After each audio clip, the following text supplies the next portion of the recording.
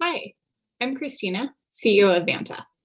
Vanta makes it easy for startups to get and stay SOC 2 certified. I first got the idea for Vanta when I was working on Dropbox Paper. We were trying to gain enterprise adoption for Paper, and I quickly learned during the sales process that big companies didn't want to take our word that the product was secure. They wanted proof. In fact, I quickly realized this problem wasn't unique to me or even Dropbox. It's a really common issue that comes up when a startup is trying to sell into the enterprise. The initial sales call goes great. You go through the opportunity stages, the finish line, and the deal is in sight, only to have the deal stopped in its tracks when the customer asks the company to provide proof of their security practices, oftentimes in the form of a SOC 2 report. So you might wonder what a SOC 2 report is. Well, it's a standard created by the American Institute of CPAs, the AICPA, and it looks at your overall security posture and then evaluates that against a standardized framework. And so you can customize your SOC 2 prior to your audit to reflect the processes you have at your company, and then answer questions like, do you offboard employees from systems when they leave? Do employees have multi-factor authentication on their email? Do you lock your deploy branch? Are your vendors secure? And so on. So you answer those questions, and then an auditor looks at the evidence that you provide them, like kind of how you prove the answers to those questions. And the auditor then effectively validates that you do the things you say you do. So if you're a startup planning on selling to the enterprise, you're probably going to get asked for a SOC 2 report at some point.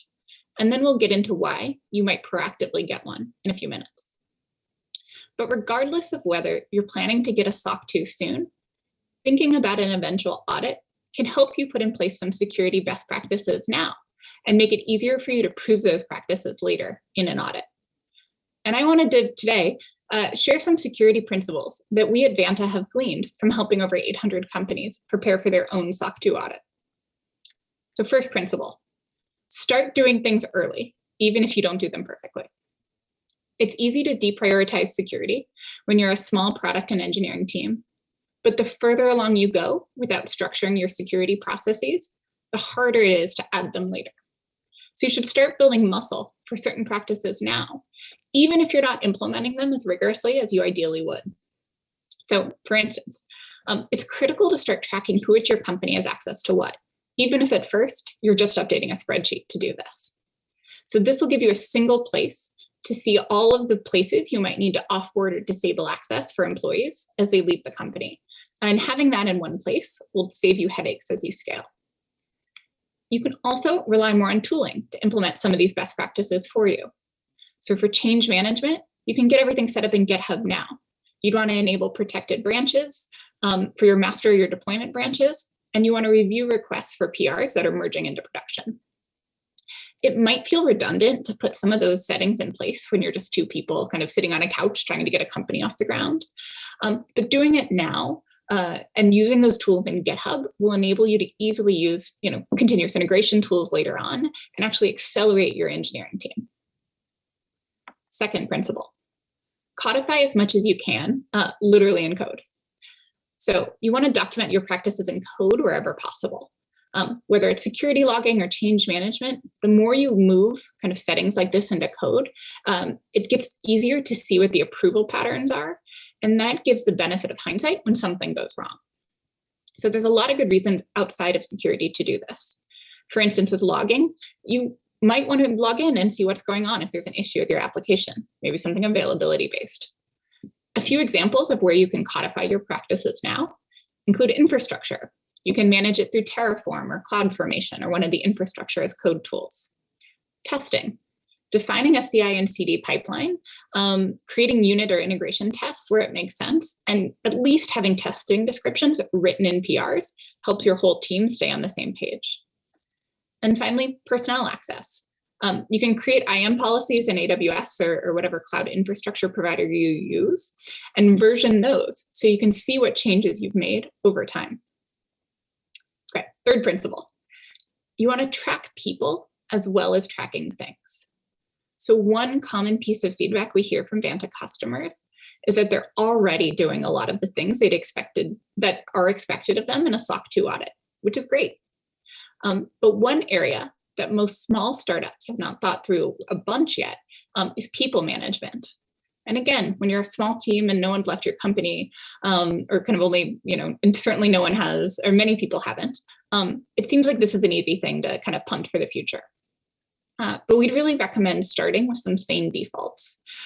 For instance, setting up single sign-on wherever possible. That is actually helps you move toward a good access control policy. And if you're using single sign-on, you often get multi-factor authentication for free. Because if you have it on your single sign-on provider, you'll have it for everything it's connected to. Access review, so reviewing kind of who has access, which employees have access to which systems, is another of those just do it, even if you do it badly sorts of things. And you can kind of think about it as your startup, you probably want to go a year without having your engineers check up on a server. And so you kind of don't want to do that for people either. And so we'd really recommend periodically checking what people have access to, and then writing down, spreadsheet's fine, doesn't have to be anything fancy, so you can remove access to those tools when folks leave. And then within systems like GitHub, you want to be sure to provision super admins so that they have the appropriate level of access. Not everyone needs to be a super admin. Fourth principle, centralizing and assigning ownership. So fragmentation is the enemy of compliance, and honestly, kind of your sanity. So one important principle is just centralize things as much as possible and then assign ownership. Some of this falls out of doing the previous things. So if you're using a single sign-on provider, you've centralized, a lot of your sign-on. Some of the enabling GitHub features, you're assigning ownership along the way. But here's a few other examples too.